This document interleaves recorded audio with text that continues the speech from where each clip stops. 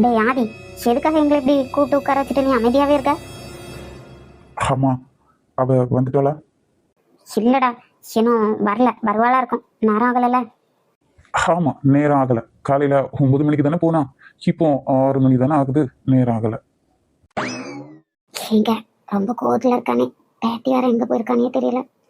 வீட்டுக்கு அங்க பாத்துக்கலாம், நம்ம எல்லாரும் இங்க தானே இருக்கோம். நம்மள மீறி என்னதான் பண்ணிடுவோம். அப்புறம் உங்ககிட்ட ஒரு முக்கியமான விஷயம் பேசுறதுக்காக தான் வர சொன்னேன். அப்பா எங்க? தூங்குறாங்கடா, ரொம்ப டயர்டா இருக்குனே, ஒரே தூக்கம். நீங்க எல்லாரும் உடனே ஊருக்கு கிளம்புங்க. டேய் ஆதி, என்னடா நினைச்சிட்டு இருக்க? உங்க 2 பேரும் இந்த சிச்சுவேஷன்ல விட்டுட்டு நாங்க கிளம்புறதா? அதெல்லாம் முடியாது. உங்களுக்குள்ள எல்லா பிரச்சனையும் சரியாவி 2 பேரையும் சேர்த்து வச்ச பிறகுதான் நாங்க கிளம்புவோம். தோத்தோ, நான் சொன்னதை கேளுங்க, கிளம்புங்க. டேய், உங்க 2 பேரையும் யாரடா பாத்துக்கிறது? அவ வேற உன் மேல கோவமா இருக்கா. இந்த நிலைமையில விட்டுட்டு போய் உங்க 2 பேருக்குள்ள மிஸ் அண்டர்ஸ்டாண்டிங் அதிகமாயிட்டுனா? ஆமா, எவ்வளவு நாளா நீங்க அவளை பார்த்துட்டு இருக்கீங்க? டேய், என்னடா கேள்வி இது? ஏன் பொண்டாட்டியே எனக்கு பார்த்துக்க தெரியும். இவ்வளவு நாள் நான் தான் அவளை பார்த்துக்கிட்டேன். ஏதோ கொஞ்ச நாளா நீங்க வந்திருக்கீங்க. இதுக்குள்ள நான் ஏதோ அவளை பார்த்துக்க முடியாத கையாலாகாத மாதிரி பேசிட்டு இருக்கீங்க. ஆதி, கோவத்துல என்னத்தையோ பேசிட்டு இருக்காத. அம்மா, இந்த ஆதி ஒரு முடிவு எடுக்கிறதுக்கு முன்னாடி நல்லா யோசிச்சுதான் பேசுவான். அது உங்களுக்கே தெரியும்ல. எல்லாம் சரிதான்டா, ஆனா எப்படி அவளை தனியா விட்டுட்டு போறதுன்னு தான் தெரியல. தனியா ஏதோ காட்டுக்குள்ள விட்டுட்டு போற மாதிரி பேசிட்டு இருக்கீங்க. நான் அவளோட புருஷன். எனக்கு தெரியும் அவளுக்கு எந்த டைம்ல என்ன பண்ணணும்னு. ஓ, அதான் டைவர்ஸ் பண்ண போறேன்னு சொல்லிட்டு எங்ககிட்ட அங்க கொண்டு விட்டுட்டு போனியா? தோத்தா, பழசெல்லாம் கிளறாதீங்க. எதுக்கு விட்டுட்டு போனேன்னு உங்களுக்கே தெரியும்ல. நான் அப்படி விட்டுட்டு போலன்னா உங்க பையன் இன்னைக்கு உங்க முன்னாடி நின்று பேசியிருக்கவும் மாட்டாரு. நீங்க எல்லாரும் இப்படி என்கிட்ட நின்று கொஸ்டின் கேட்டிருக்கவும் மாட்டீங்க. ஆதி, அவ சின்ன பொண்ணுதான். ஏதாவது கோவம் இருந்தாலும் இப்படியெல்லாம் பேசாத. எங்கேயாவது ஃப்ரெண்ட்ஸ் கூட வெளியில போயிருப்பா, வருவா. அதுக்காக இவ்வளோ கோவப்பட்டா நல்லா இல்லடா. அவளுக்கு நம்மளை விட்டா யாரு இருக்கா? நீயே சொல்லு. அம்மா அப்பான்னு யாருமே இல்லடா. எல்லாரையும் இழந்துட்டு நிக்கிற பொண்ணாவா. நாமளே இப்படி பண்ணனா நல்லாவாடா இருக்கு. அம்மா, நானும் அவளை விட்டுட்டு எங்கேயோ போறேன்னு சொல்லல. அவளுக்காக தான் இந்த முடிவை எடுத்திருக்கேன். நீங்க கொஞ்ச நாள் இங்க இருக்க வேணாம். எதுனாலும் நான் கால் பண்ணி உங்ககிட்ட சொல்றேன். இப்போதைக்கு கிளம்புங்க.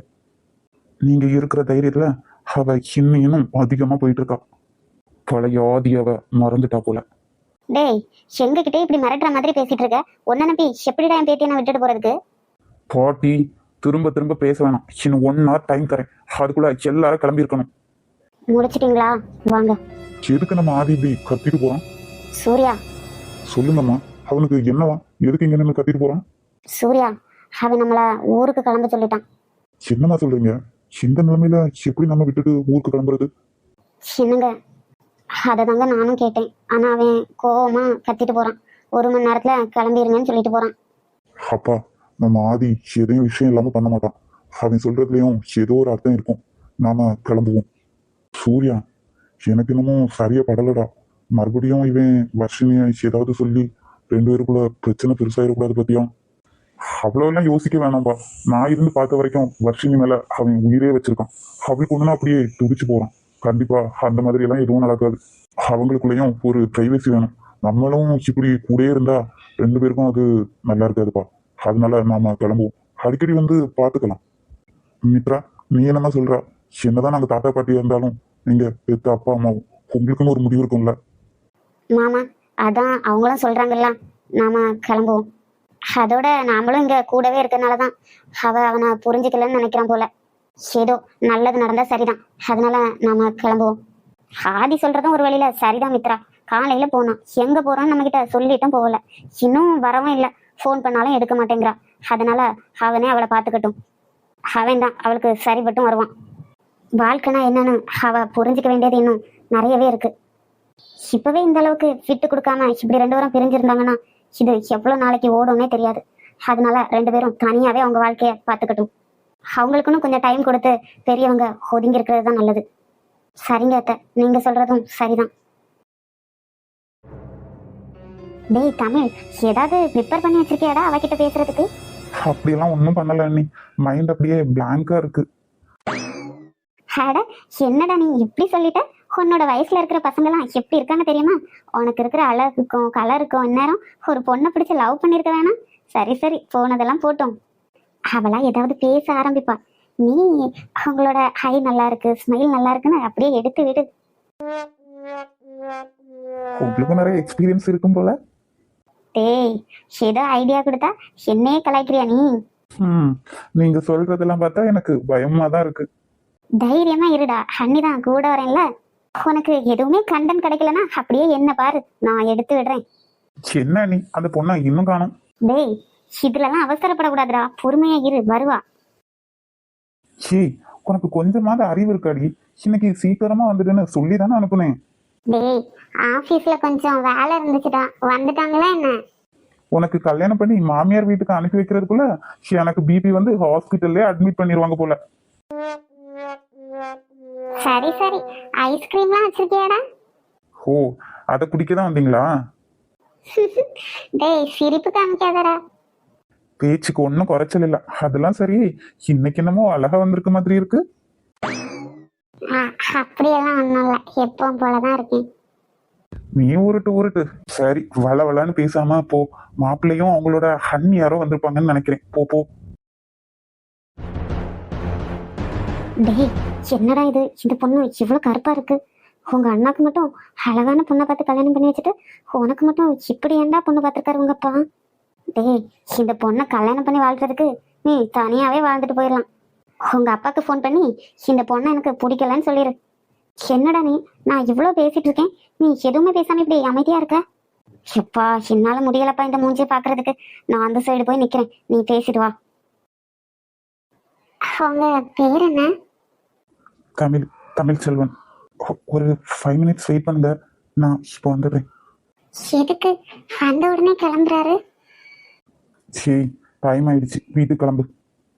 டேய் ரித்திக், எனக்கு ஐஸ்கிரீம் வேணும், ஐஸ்கிரீம் எடுத்து வைக்க சொன்னேனே. அதெல்லாம் நாளைக்கு பார்த்துக்கலாம் மின்மினி, நீ இப்போ கிளம்பு. நான் ரூபாய் கொடுக்க மாட்டேன்னு நீ பயப்படுறியா என்ன? சரி லூசு, அவன் எப்போ கடையை விட்டு போயிட்டான். அதெல்லாம் எனக்கு அப்பவே தெரியும். என்னமோ அம்மா தான் அனுப்பி வச்சாங்க, ஆட்டுக்குட்டி தான் அனுப்பி வச்சாங்கன்னு சொன்னேன். சொல்லாம கொள்ளாம எப்படி ஓடிட்டான் பாத்தியா? அவனுக்கெல்லாம் நான் எப்படிடா செட் ஆகுவேன்? பார்த்தல எவ்வளவு அழகா இருந்தான்னு. அவனுக்கெல்லாம் உலக அழைக்கும் மாதிரி ஒரு பொண்ணு தான் கட்டி வைக்கணும். உன்கிட்ட அவன் எதுவுமே பேசலையா? இல்லடா, நான் தான் அவங்க பேர் என்னன்னு கேட்டேன். அவர் பேரு தமிழ். அவெல்லாம் ஒரு மனுஷனா?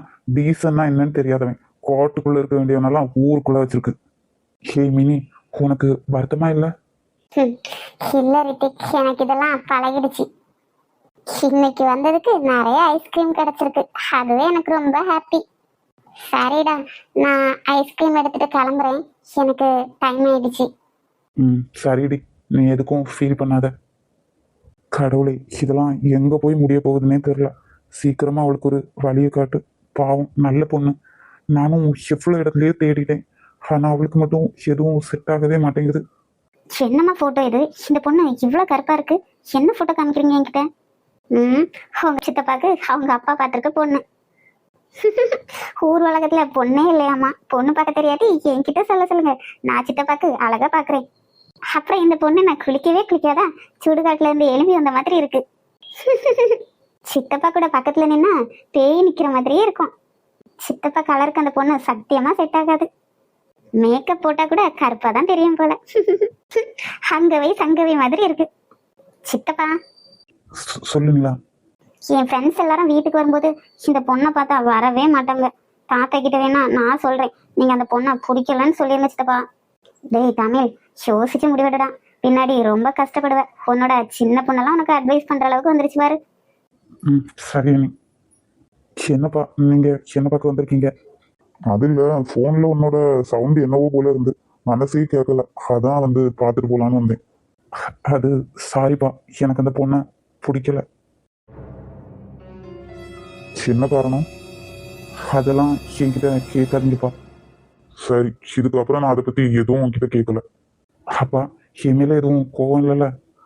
அப்படியெல்லாம் இல்லை, உனக்கு ஒரு நல்ல வாழ்க்கையை அமைச்சு தரணும்னு நான் நினைச்சேன். அதுல உனக்கும் அந்த பொண்ணை பிடிச்சிருக்கணும்ல.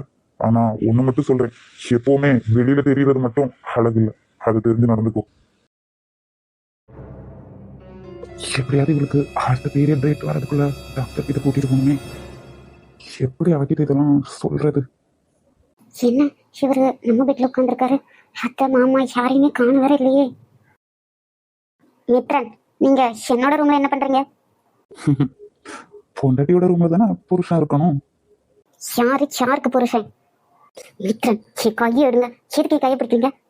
ஹே பாடி, மேடம் எங்க போயிட்டு வரீங்கன்னு நான் தெரிஞ்சுக்கலாமா? ஐயோ, இப்ப என்ன சொல்லி சமாளிக்கிறது? அது நான் நான் யாழினி கூட வெளியே போயிருந்தேன். ஓ அப்படிங்களா மேடம்.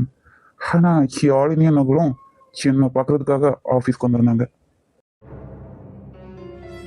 ஐயோ வர்ஷிக்குட்டி, இப்படி வசமா மாட்டிக்கிட்டே.